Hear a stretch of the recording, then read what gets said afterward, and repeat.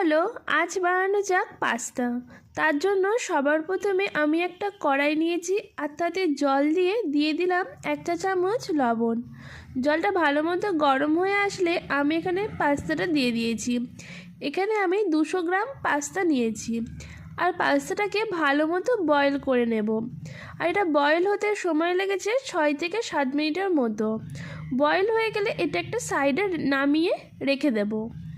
এরপর একটা কড়াই নিয়েছি আর তাতে দিয়ে দিলাম পরিমাণ মতো সাদা তেল। তেলটা ভালো মতো গরম হয়ে আসলে আমি এর মধ্যে দিয়ে দিচ্ছি পেঁয়াজ কুচি। পেঁয়াজ কুচিটা আমি হালকা নাড়াচাড়া করে একটু ভেজে নেব।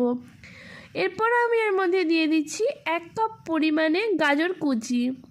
গাজরটাকেও পেঁয়াজের সাথে হালকা একটু নাড়াচাড়া করে ভাজা হয়ে গেলে আমি এর মধ্যে দিয়ে দিচ্ছি 1/2 চা চামচ আদা বাটা আর 1/2 চা চামচ রসুন বাটা, স্বাদ মতো লবণ, 1/2 চা চামচ পরিমাণে হলুদের গুঁড়ো আর 1/2 চা চামচ পরিমাণে কাশ্মীরি লাল লঙ্কার গুঁড়ো। এরপর সব কিছুকে দেওয়া হয়ে গেলে ভালোভাবে সবকটা মশলাকে ভালোভাবে নাড়াচাড়া করে আমি মিশিয়ে নিচ্ছি। মশলাটা ভালো মতো কষানো হয়ে গেলে এর মধ্যে আমি অ্যাড করে দিচ্ছি টমেটো বাটা।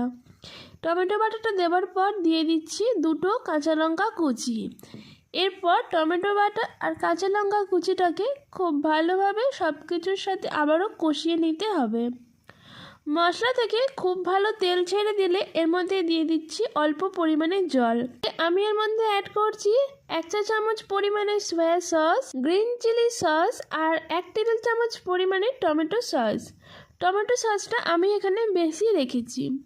সসগুলোকে দেওয়া হয়ে গেলে সব কিছুকে আবারও একটু ভালোভাবে নাড়িয়ে চাড়িয়ে মিশিয়ে নিয়ে এর মধ্যে আমি আগে থেকে সেদ্ধ করে রাখা পাস্তাটা দিয়ে দিচ্ছি। পাস্তাটা গ্রেভির মধ্যে দেওয়ার পর সব কিছুকে আবারও খুব ভালোভাবে নাড়িয়ে চাড়িয়ে মিশিয়ে নিতে হবে। ভালোভাবে পাস্তাটা মেশানো হয়ে গেলে সব শেষে আমি এর মধ্যে দিয়ে দিচ্ছি পাস্তা মশলা। পাস্তা মশলা আপনারা চাইলে দিতেও পারেন আবার নাও দিতে পারেন।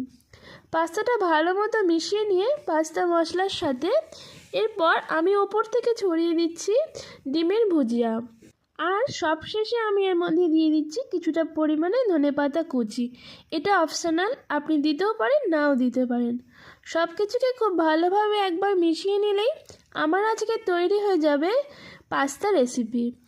আমার আজকের পাস্তা রেসিপি আপনাদের কাছে কেমন লাগলো সেটা অবশ্যই জানাবেন কমেন্টে।